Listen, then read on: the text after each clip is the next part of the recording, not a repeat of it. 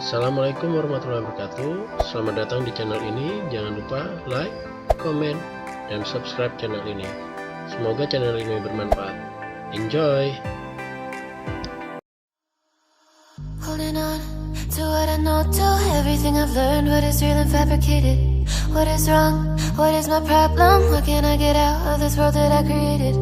Fighting storms in my head. Don't know where I have been. Assalamualaikum warahmatullahi wabarakatuh. Oke, kita berjumpa lagi dalam channel JD Belajar. Video kali ini akan membahas tentang listrik statis bagian kedua, yaitu penerapan listrik statis dalam kehidupan sehari-hari.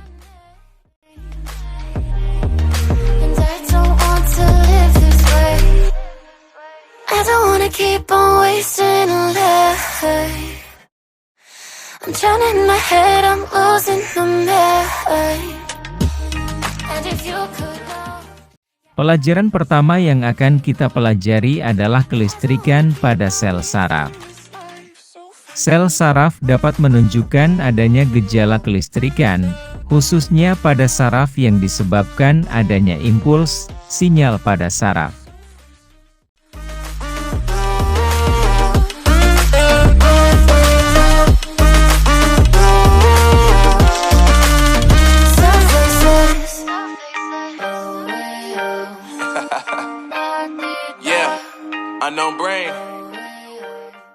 Rangsangan yang terjadi pada kulit berupa cubitan atau panas dan dingin itu akan diubah menjadi impuls oleh sel saraf.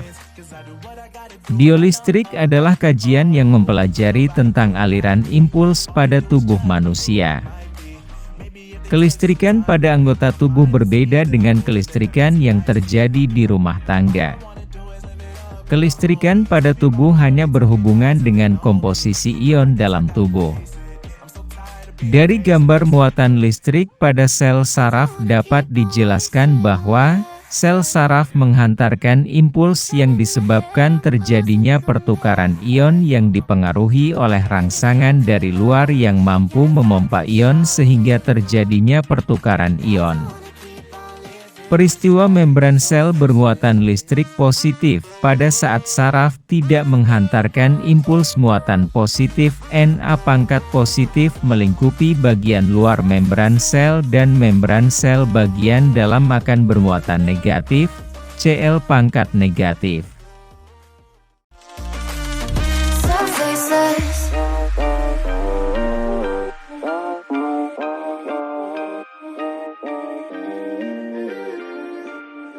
So faceless. Holding on to what I know to. Selanjutnya kita akan membahas proses impuls listrik menghantarkan rangsangan pada saraf manusia. Storms in my head. Don't know where I have been. I'm alone, no one to turn to, no one understands. Shit's too complicated. Away, and I feel like I am someone else. Dari gambar A, neurotransmitter dilepaskan dari suatu sel saraf mengakibatkan impuls diteruskan ke sel saraf berikutnya. Neurotransmitter tersebut mengakibatkan muatan Na pangkat plus masuk ke dalam sel saraf berikutnya.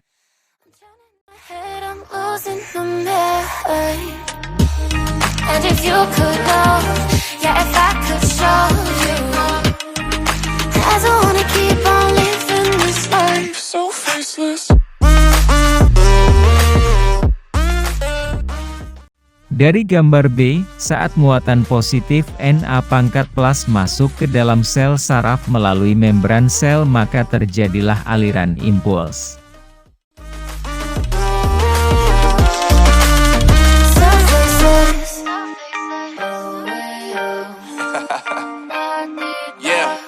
Unknown Brain, Marvin Divine, and we back. Can't nobody tell me nothing. Dari gambar C, dapat kita lihat saat impuls telah mencapai ujung sel saraf, neurotransmitter akan dilepaskan kembali menuju sel tujuan.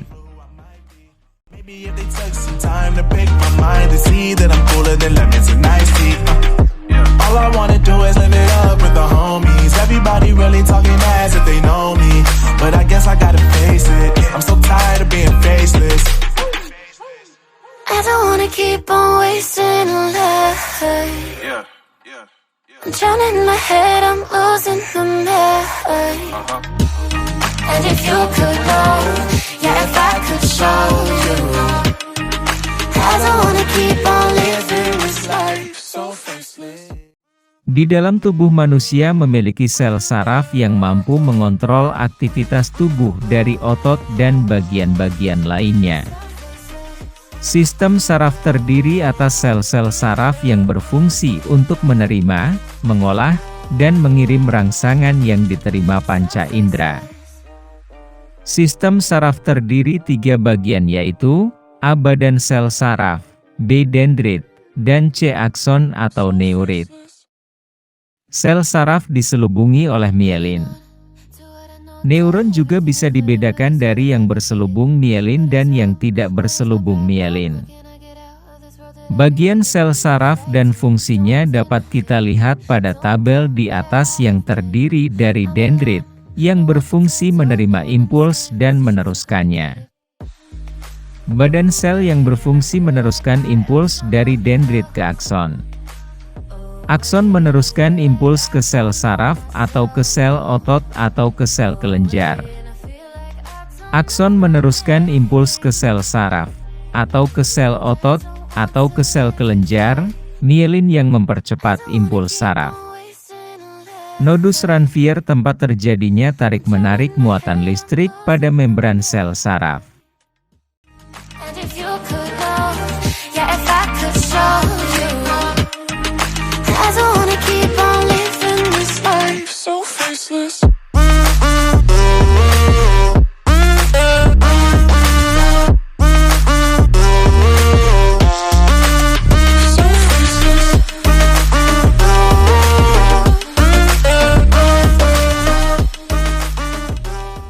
Dari gambar ditunjukkan bahwa berkas kabel listrik pada rangkaian listrik rumah tangga itu hampir sama dengan berkas sel saraf pada tubuh kita. Di sini dapat digambarkan bahwa akson yang tidak diselubungi oleh mielin hantaran listriknya akan tersebar di sepanjang akson. Sedangkan yang diselubungi mielin, beda potensialnya terjadi di daerah akson yang tidak diselubungi mielin yang disebut juga dengan nodus Ranvier. Everybody really talking as if they know me, but I guess I gotta face it. I'm so tired of being faceless. I don't wanna keep on wasting life. I'm drowning in my head, I'm losing the mind. And if you could know, yeah, if I could show you. Selanjutnya kita akan membahas hewan-hewan penghasil listrik. Tidak hanya listrik pada rumah tangga ataupun sistem saraf pada manusia, hewan pun memiliki aliran listrik. Hal ini menunjukkan kebesaran Tuhan yang Maha Esa menganugerahkan kelebihan pada makhluknya. Oke, yang pertama yang akan kita bahas adalah ikan belalai gajah. Ikan belalai gajah dilengkapi dengan organ khusus yang disebut elektroplas, yang berjumlah ribuan sel pada ekornya dengan tegangan tinggi. Elektroplas ini menghasilkan muatan listrik negatif pada bagian dalam dan muatan listrik positif pada bagian luar, yang berfungsi mendeteksi predator di sekitar daerahnya.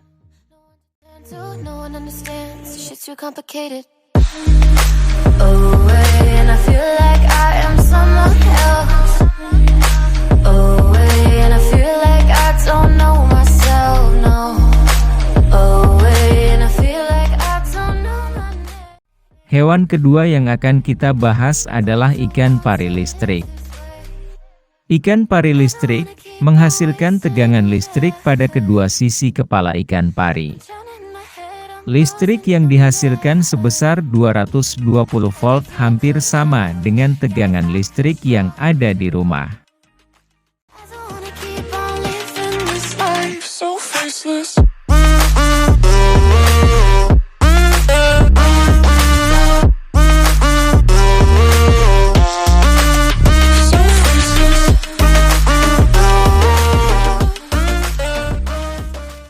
Hewan yang ketiga yang akan kita bahas adalah hiu kepala martil.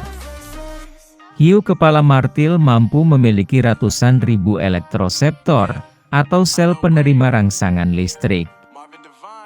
Ia mampu menerima 0,5 miliar volt sinyal dalam laut, yang biasa digunakannya untuk mendeteksi mangsa, predator, ataupun arus bawah laut yang bergerak pada medan magnet bumi.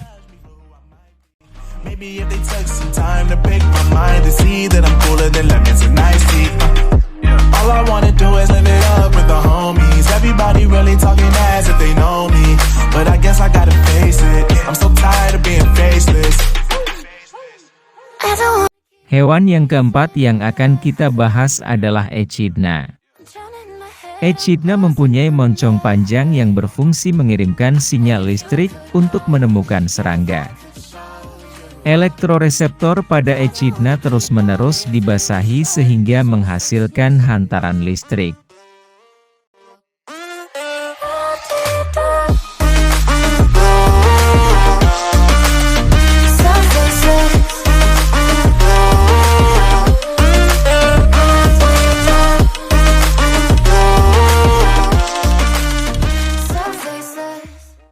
Hewan kelima yang kita bahas adalah belut listrik. Diketahui bahwa belut listrik dapat menghasilkan kejutan listrik tanpa lelah selama 1 jam yang menyebabkan kelumpuhan atau kematian pada manusia dewasa.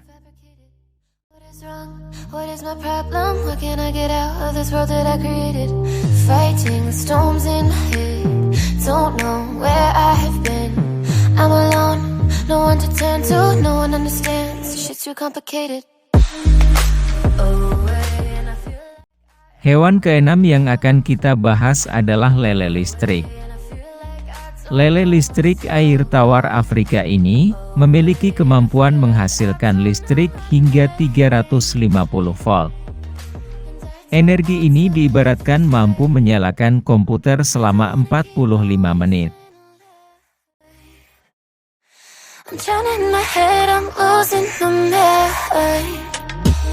And if you could know, yeah, if I could show you, I don't wanna keep on living this life so faceless.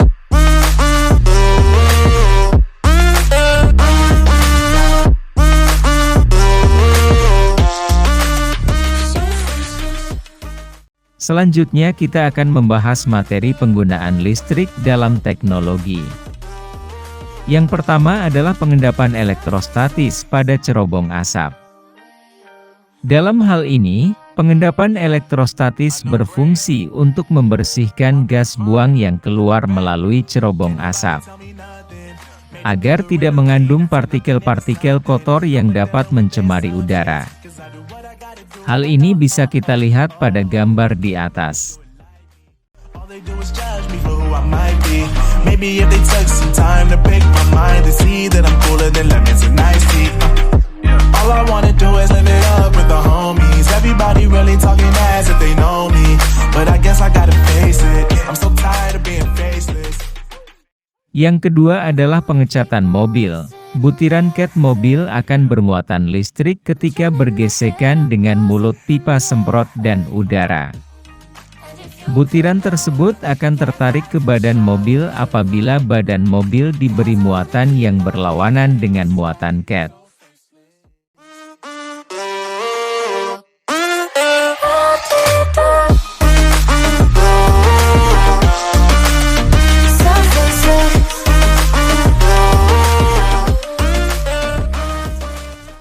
Dan yang ketiga adalah mesin fotokopi. Pada mesin fotokopi selain menerapkan konsep optik, mesin fotokopi juga menerapkan konsep listrik statis. Komponen utama pada mesin fotokopi yang menerapkan listrik statis adalah penggunaan tuner atau tempat bubuk hitam halus. Tuner sengaja diberikan muatan negatif sehingga gampang menempel atau tertarik oleh kertas.